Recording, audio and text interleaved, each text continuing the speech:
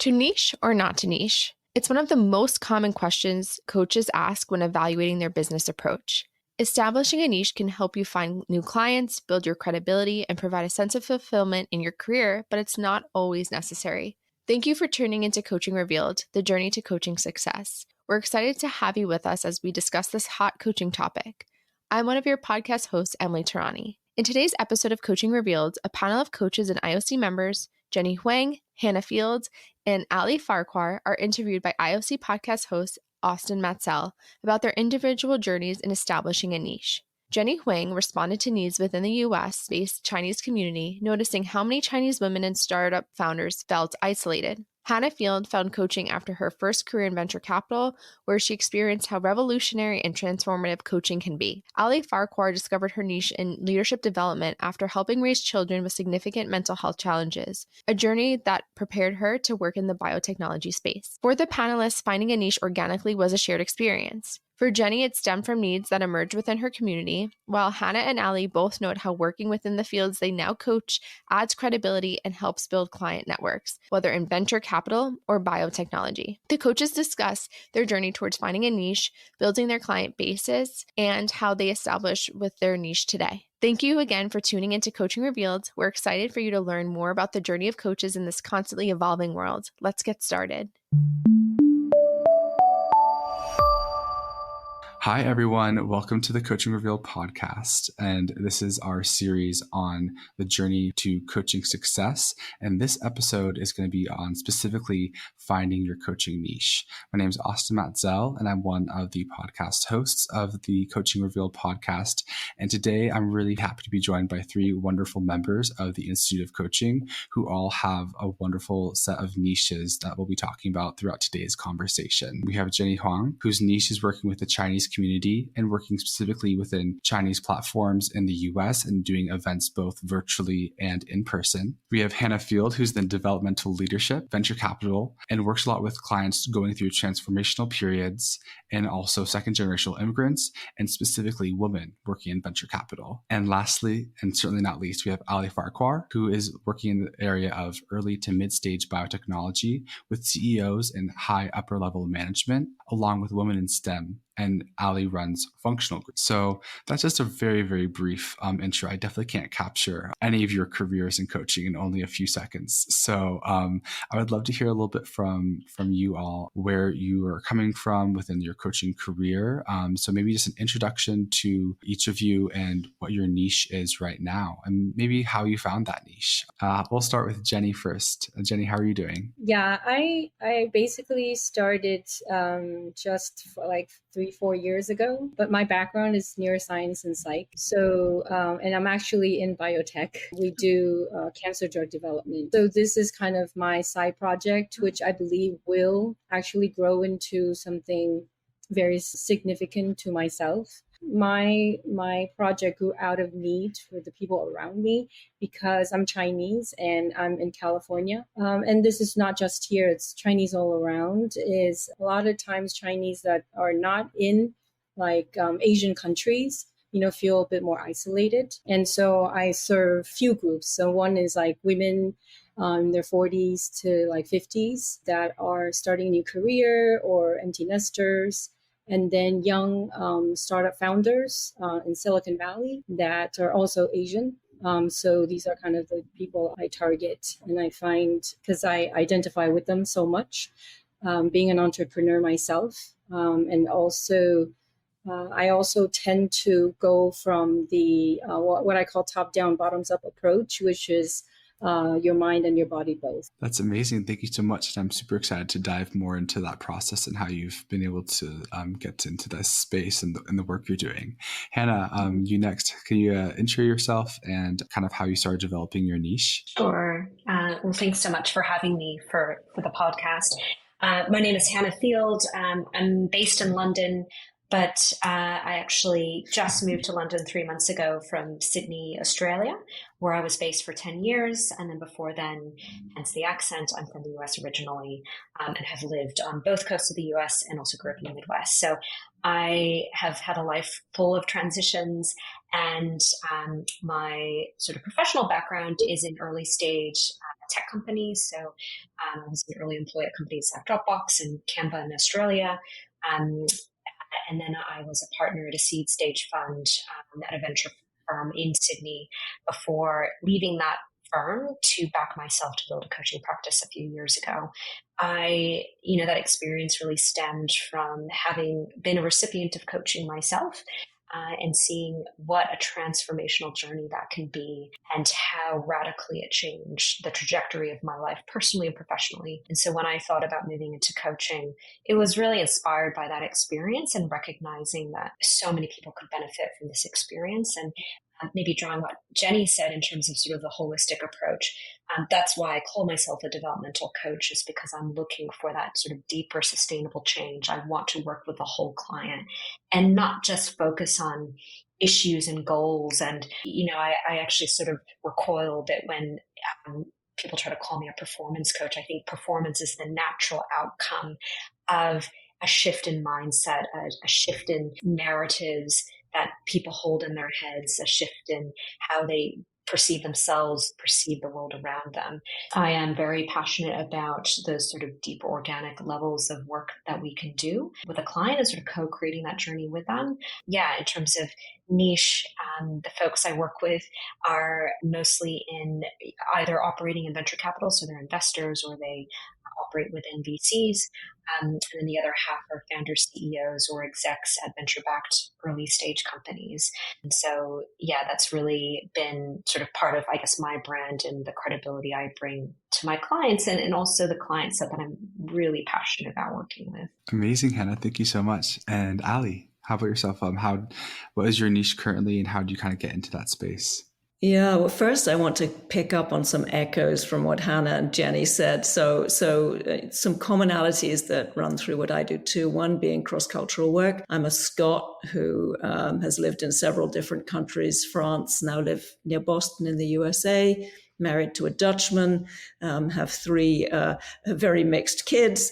And so looking at things through different cultural lenses is a big part of what I do. And then from Hannah, this idea of mindset as the underpinning of what the repertoire of things we are able to do is really dear to my coaching and an adult developmental framework in that. So how you see the world dictates how you can operate in it, and we can change those stories, which I think is vastly empowering. So I'm a little older than everybody else on the call, I'd say. So I was actually coaching back at the end of the 80s, although it wasn't called coaching at that time, working for a leadership development company. And my prior career was all switching from strategy to organizational behavior. And equally, when I did my MBA in France, I worked for the strategy department and the organizational behavior department. I couldn't ever find a good overlap between them. And coaching, when it was proposed to me by someone, felt like a great space to play that brings those both together. What you do matters, but how you go about doing it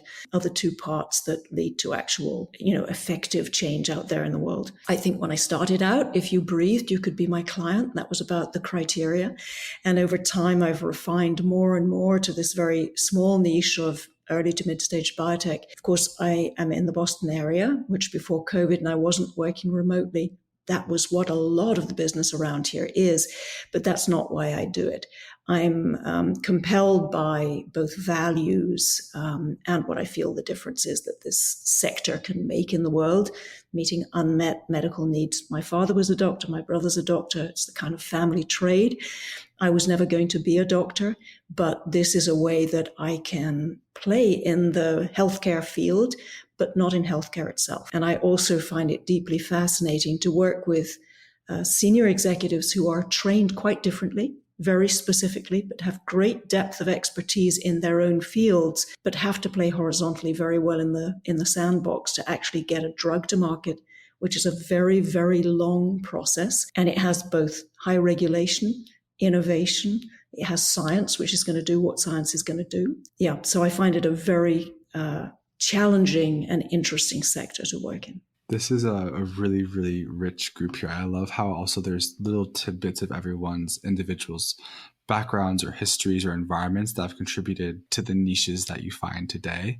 And I'm excited to dive into that. So a question I have, I'll start again with you, Jenny. A lot of coaches talk about finding their niche. And so I'm wondering, with your niche kind of being related to your background as a Chinese individual and with working with a lot of Chinese individuals, was that something that you were kind of considering as being your niche, or was it more you were responding to a problem you saw in your community? I was definitely responding to calls in the community, yeah. I think we've been in biotech for many years, and many years ago my husband was one of the founders for an anti-aging medicine called A4M. And even doing anti-aging programs, I noticed that one really cannot separate the mind and the body. So meaning, I think unlike other practices, we always include personality panels in our evaluations. And, because my husband is also a doctor, so working with doctors and then working with clients, we just find that it's never just the body and it's never just the mind. So that's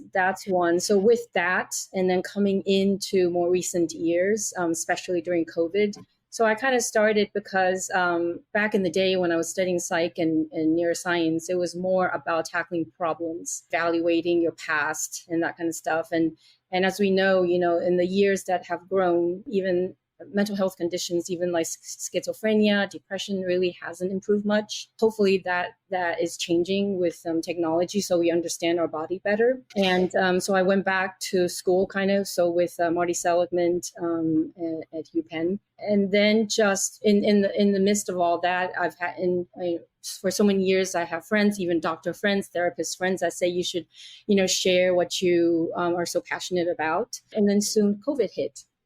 So then I got people, calling me like start an online group, do something like we need it.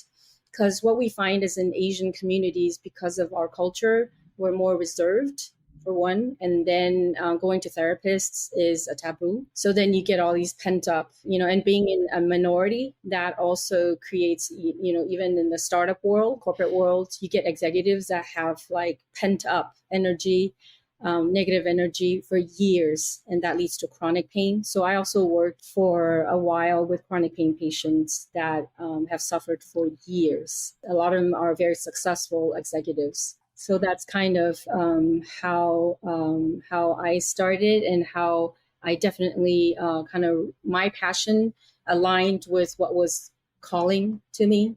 And so I started, and my group just grows like organically. I don't even need to market it. Can I just ask a question for Jenny? Yeah. I'm curious because obviously I would imagine your target market is massive and the inbound for you is significant. But do you break folks down based on like sector or size of company? Like would a startup founder, if you're doing like group facilitation, which it sounds like you are still doing? So I really started with people around me, which is Chinese families. And so, women, a lot of women in their 40s and 50s. And we're talking about moms, founders, corporate, they come artists. And because of that, then of course, when we get into the families, then we get into young adults, because then most people have parental challenges. So they need a lot of coaching in that as well. On my other kind of side of the people that I'm serving, the reason why it's startup founders is because, let's see, how did it start? Because I work with chronic pain patients. My daughter started a company called Flowly, and they're a digital medicine company. So they were granted by the NIH, like $1.25 million because to replace opioids. And because of that, I work with chronic pain patients.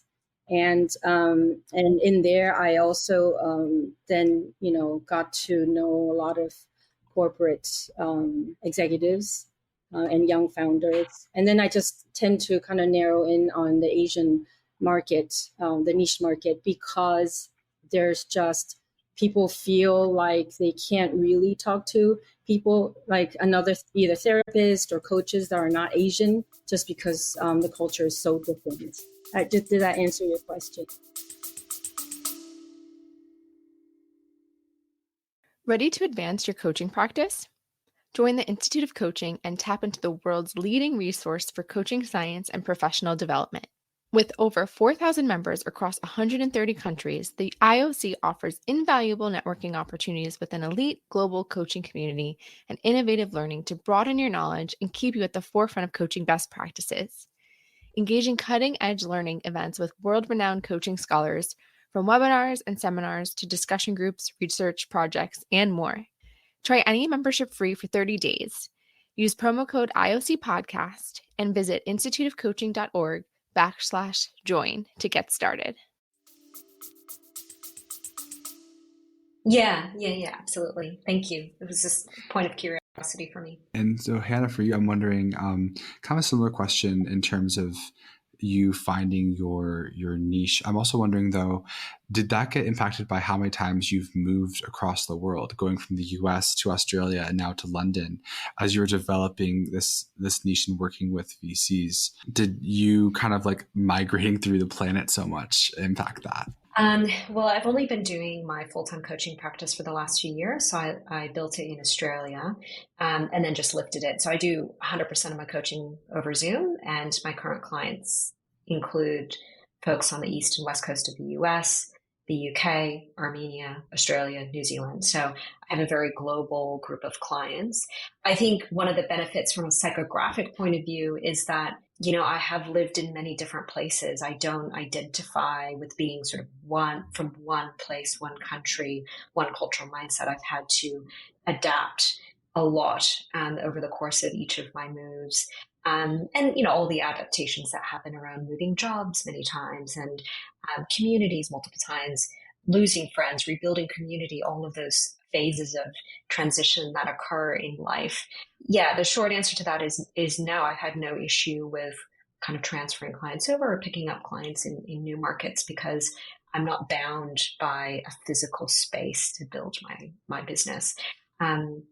In terms of how I found my niche, I think my niche kind of just found me. So when I decided to leave my firm, I actually barely made an announcement that I made an announcement kind of internally within the firm that I had left my firm, but I actually I've never once made an announcement or done a LinkedIn post or anything around my coaching business. So my coaching business has been built completely organically through word of mouth. And I credit that to the nature of the role I had before. As a venture capitalist, your job is literally to know everybody and know who is thinking of building a company before they build a company and before they want money. So my personal network was vast. And that's a credit to a function of the profession. And then, you know, I think many acts of good deeds and having, you know, a lot of goodwill in the community, folks were really happy to come to me. So it was very interesting to work with, say, VCs that I had sat on the other side of the table with in a competitive deal.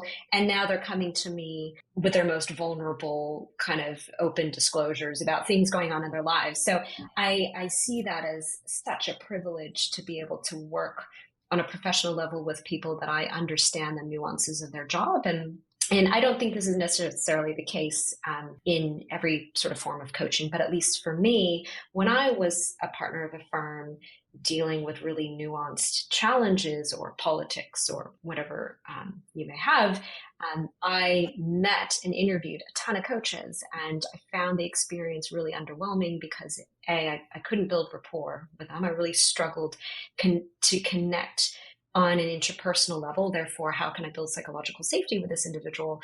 But secondly, they had just no idea what I did for a living. Like, they kind of understood it because sometimes you hear about VC in CNN, right? Like, people talk about it in a very generic sense. So we sort of all get what it is, but no one really gets what it is unless you've been in it. And I thought, man, if I'm having this experience, everyone else must be having this experience. And also, this must be the most underserved market or like wedge of the finance market ever. And I can tell you right now, in the boardroom, VCs are the first to say, hey, founder, you need to see a coach. but they're the last person to turn the finger on themselves and say, actually, maybe I need to as well. So to be able to be that coach that had a lot of positive goodwill, great relationships, credibility as having done the job, gets you in the door to then have a really open, vulnerable conversation with someone, and for them to let their guard down and actually trust that space. I think in many ways that niche really found me. Now, in the early days, as I'm sure with the case, probably with both of you, I said yes to everybody. And then I quickly started to iterate, okay, I definitely don't work with this type of person or this kind of psychographic, right? They're definitely looking for the playbooks. They want the frameworks. They want like clear cut kind of answers, and they're not really willing to invest in the deeper inner work. But it took me time to kind of iterate through that. So though I have a broad market that I sort of paint, this is who I work with, again, it's that sort of psychographic kind of assessment of what are their journeys? What kinds of transitions are they in? Do I feel very passionate about supporting them being a passenger on that journey in that transition? Maybe speaking to kind of Jenny's community. So I'm half Chinese. I was raised by a single mother from Hong Kong.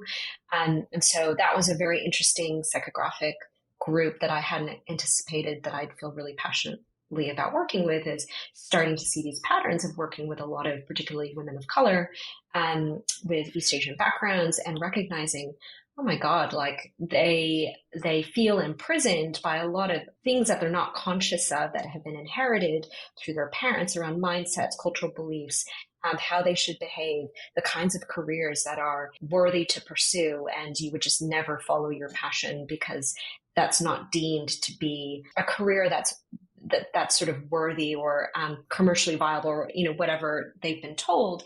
And so being able to be part of that journey and have that compassion, genuine compassion to understand I've been on that path as well, and I've broken every barrier of that myself through a lot of bloody hard work. And it comes in some respect at a cost, but having that conviction to kind of support them on that journey to find that deeper fulfillment, to pursue what is right for them, not what they've been told is right for them.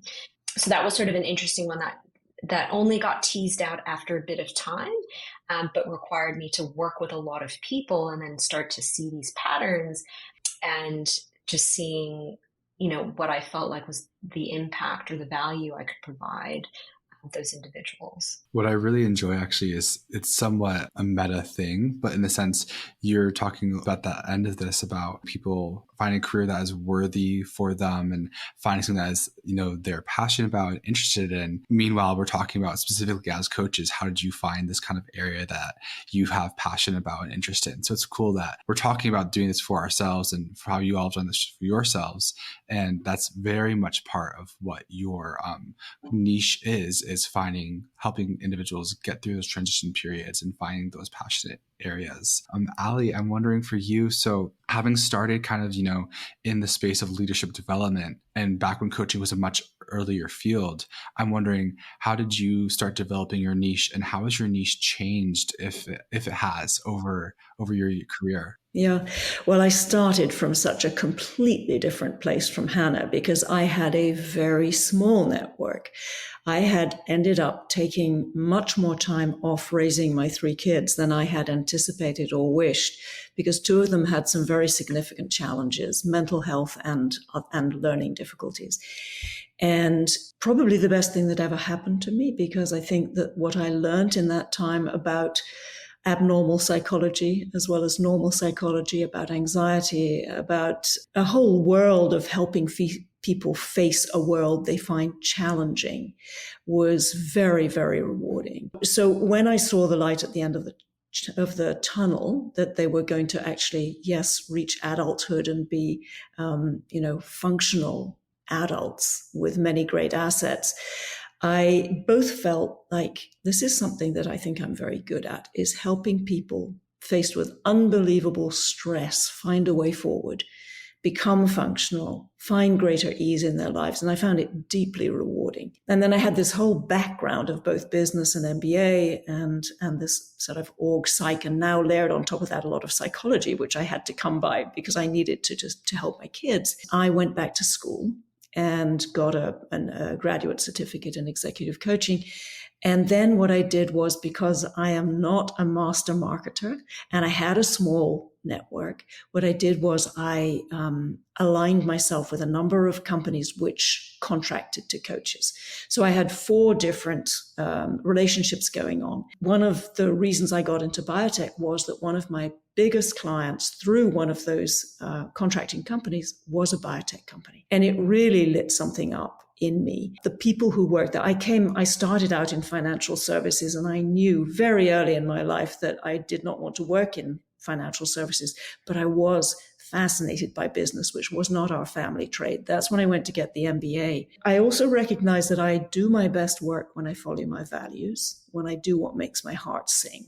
That enables me to be the best for the people around me. So I found biotech through this kind of serendipitous path. And over time, I got more biotech clients. And it's an industry which is forever collapsing and reconstellating because so many companies don't make it.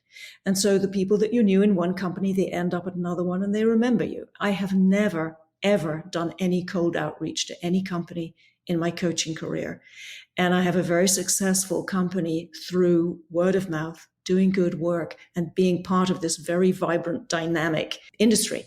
So I did initially do 4 things. I worked for nonprofits, which again, I find compelling from a values perspective. I worked in healthcare, I worked in academia, and I worked in biotech. Over time, the nonprofits I decided to do pro bono, so I took them off the picture.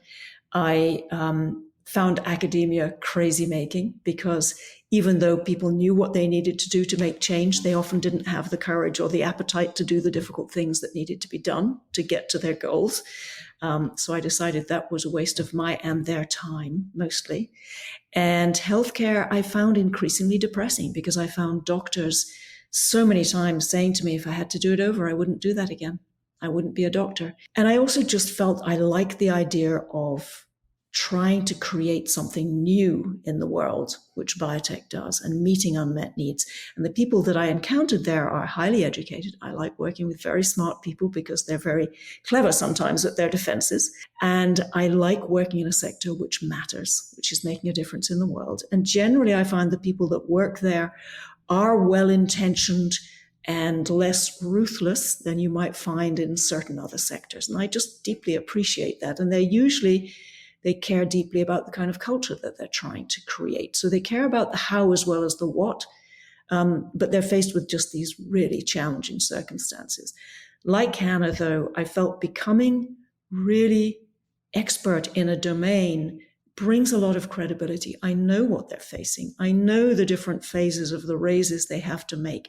I know the long timeline of getting a drug to market and the incredibly short timelines of getting data to be able to make the next raise. Knowing how they function just brings you a level of credibility. People don't have to be explaining to you what they do. And I think it does just help enormously with that word of mouth. And going back to the contracting out way I started out, I just gradually shed all those relationships.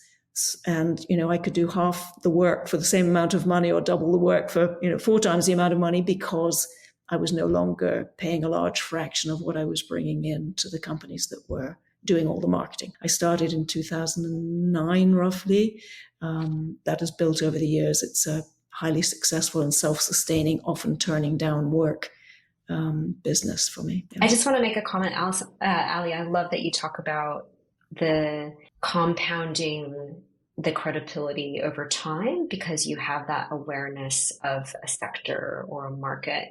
And I remember when I first started doing coach training, I feel like they didn't really talk about the commerciality of that and how important that is to build a brand in a niche. And I often hear perspectives, it shouldn't matter. Like coaching is coaching regardless. And the more I do this, the more I think that's completely untrue. I think there's always exceptions to the rule. Like I have a client at the moment who runs daycare businesses. Like, apart from sending my kid to daycare, I literally know nothing about daycares. But he's a complete exception to the rule. But beyond that, I think it informs so much of how you support clients because your general awareness of their context or their pressures. And as one client once commented to me, he worked with a coach where the suggestions were so ridiculous because it was so divorced from understanding the sheer volume and intensity and stress that he was dealing with and be able to hold that. Yeah, I just love that you're highlighting that because I think increasingly I'm forming some robust views on this as a topic, knowing that there's always room for flexibility. So it's interesting to hear your perspective as someone who's been doing this a lot longer than me. Yeah, well, yeah, that's true. I would like to jump in on that quickly, actually, because I think that when we get trained as coaches, we're often supposed to be empty vessels with no opinions. And I think even if you don't have a specialty sector, that is kind of bogus because I think we do have a sense of what is good leadership. We do have some kind of agenda for our clients. We're supposed to be agenda free if you're a purist from some school coaching. Luckily, the training I went through kind of didn't really buy into that. And I also think that you are fundamentally leaving on the side value you can bring. You're never telling your client what to do, but you can offer perspectives. And those perspectives, they get to try them on and they decide, does that work for me and in this circumstance or not? I think that kind of ties into this. One of the conversations I hear a good amount with coaches, specifically younger coaches, newer coaches, is they feel that they are supposed to be having a niche, that they need to find a niche.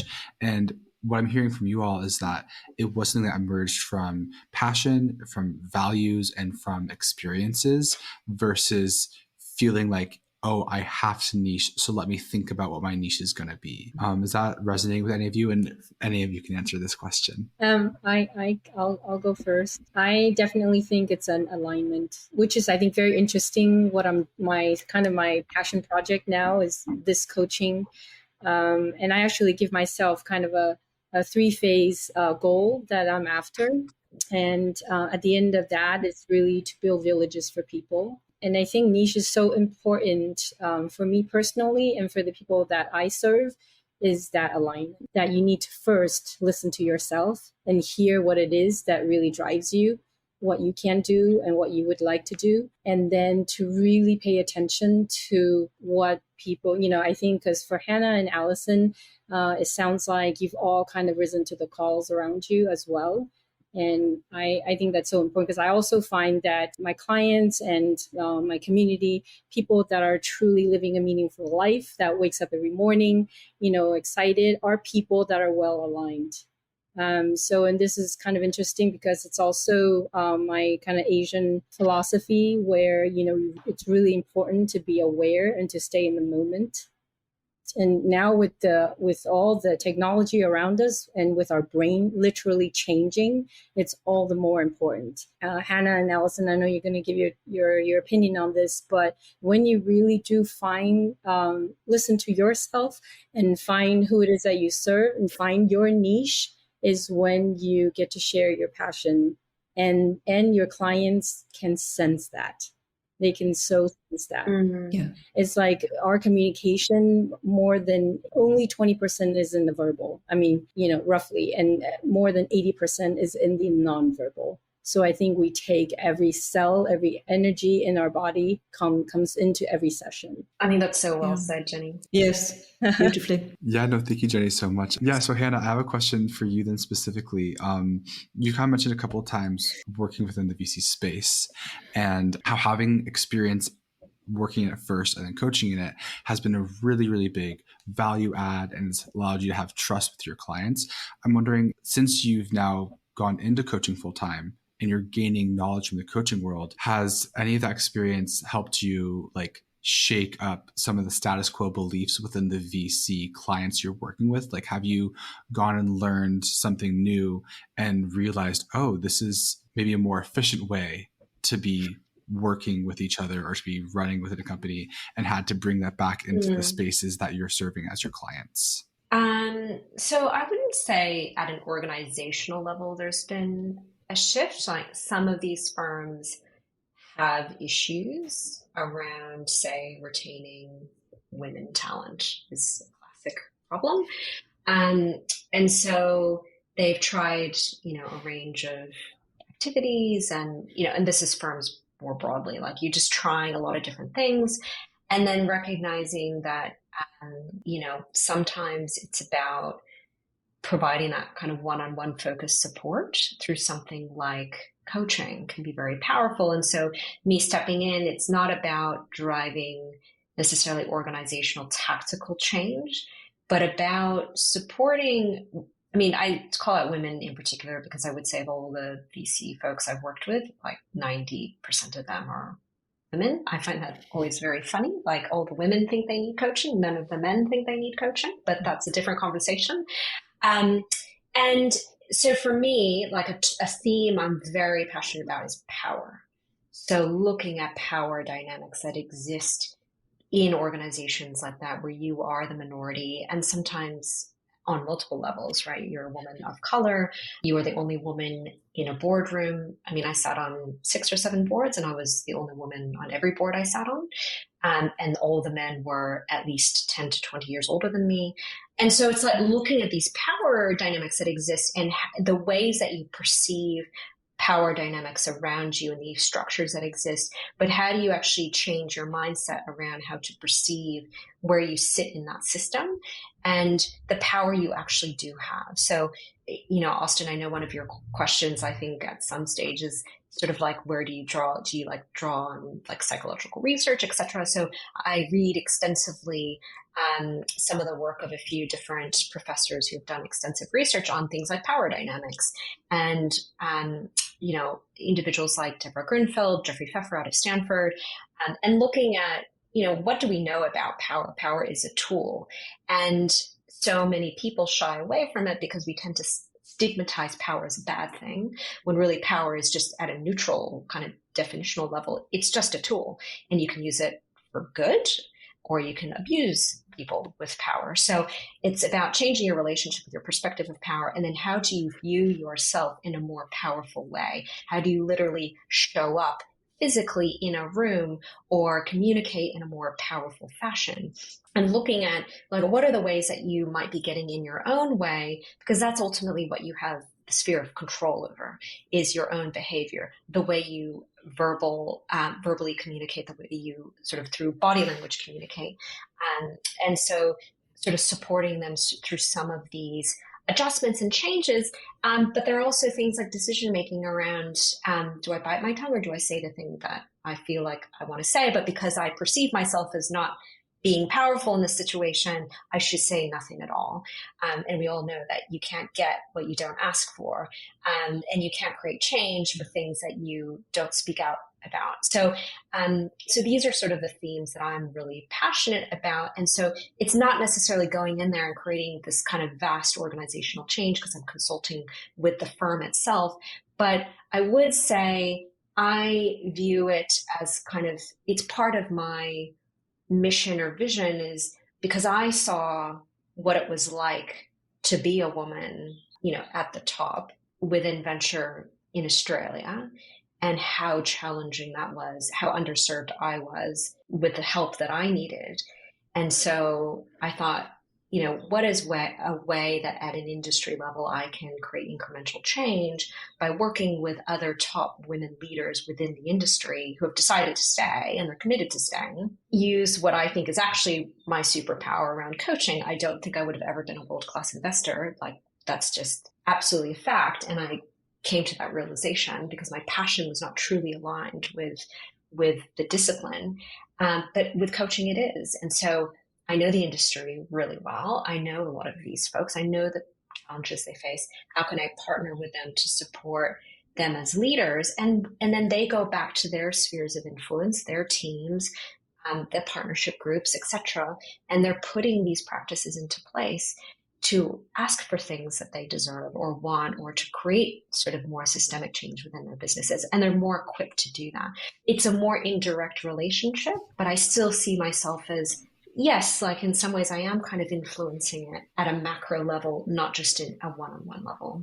Yeah, I'm really hearing how part of it you're talking about that key point of awareness, and then also understanding it's not just saying awareness is key, but it's actually recognizing how one's worldview can confine them into a box. So they don't even realize that they're the ones confining them into that box. And I love hearing about how much power you're helping all of your clients access. Yeah. Ali?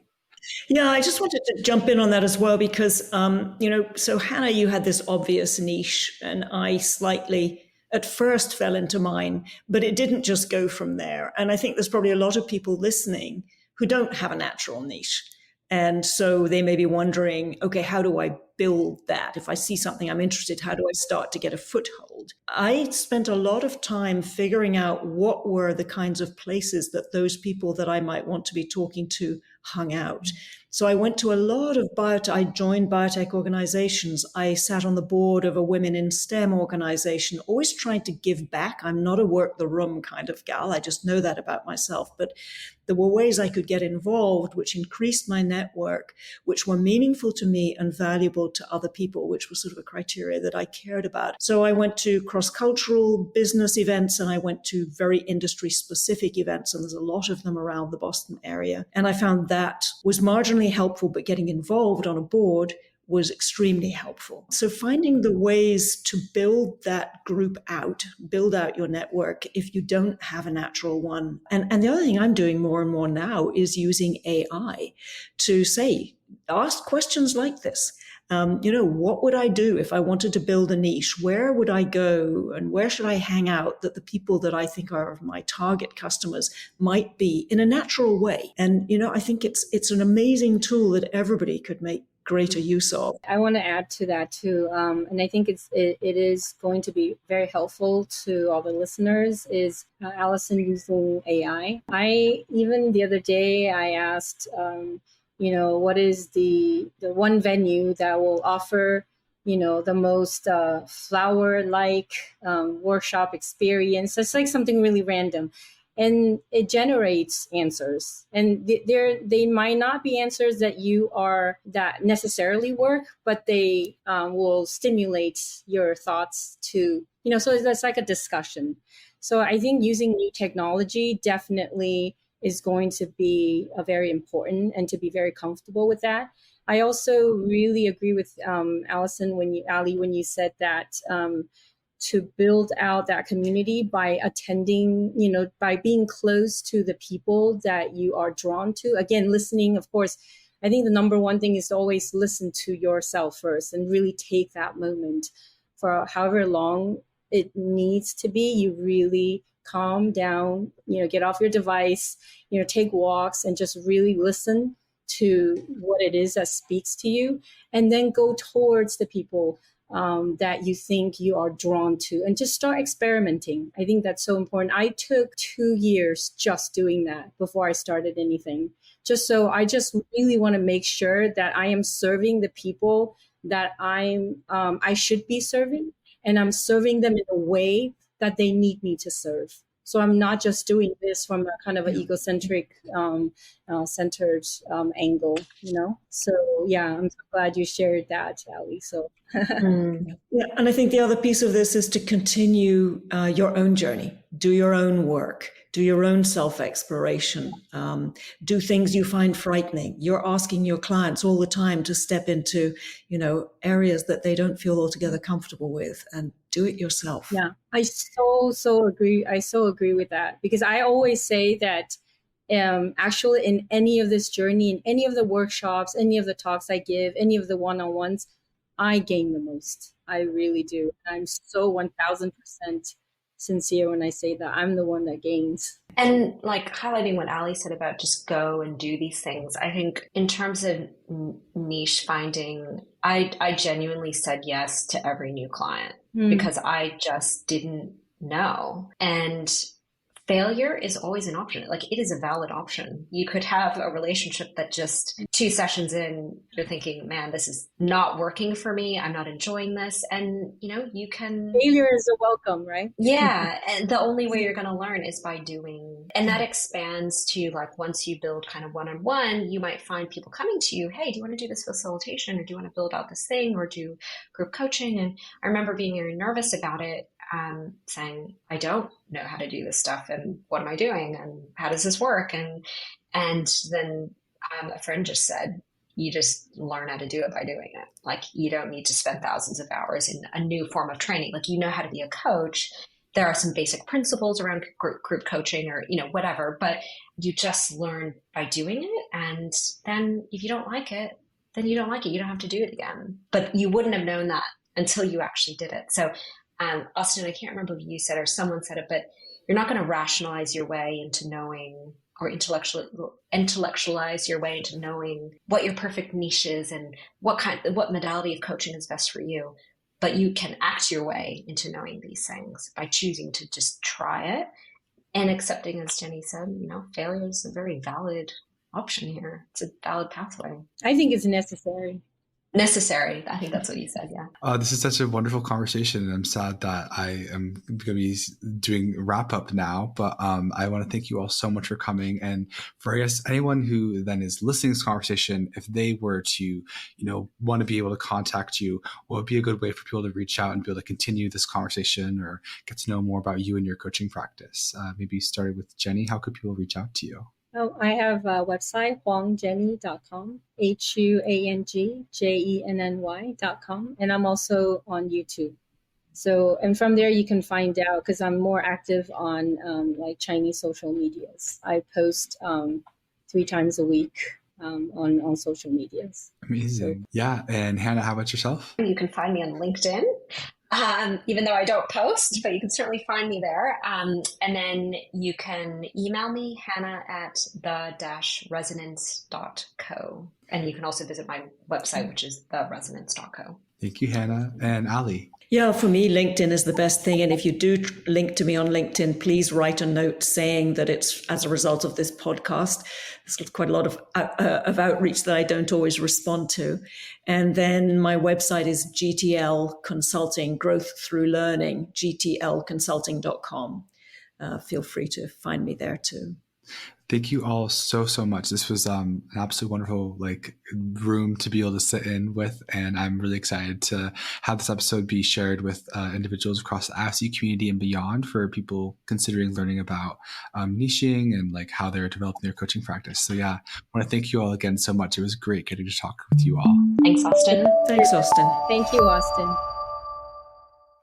Thank you for listening to this episode of Coaching Revealed, brought to you by the Institute of Coaching. You can learn more about the Institute on our website at instituteofcoaching.org. You can stay up to date with new episodes of our podcast by liking and following Coaching Revealed. You can also find us on social media on LinkedIn, Instagram, and X with the handle Institute of Coaching. We also love hearing from our guests, so please reach out to us with thoughts you have on this episode and any questions you have about coaching. Until next time, this is Emily Tarani with Coaching Revealed.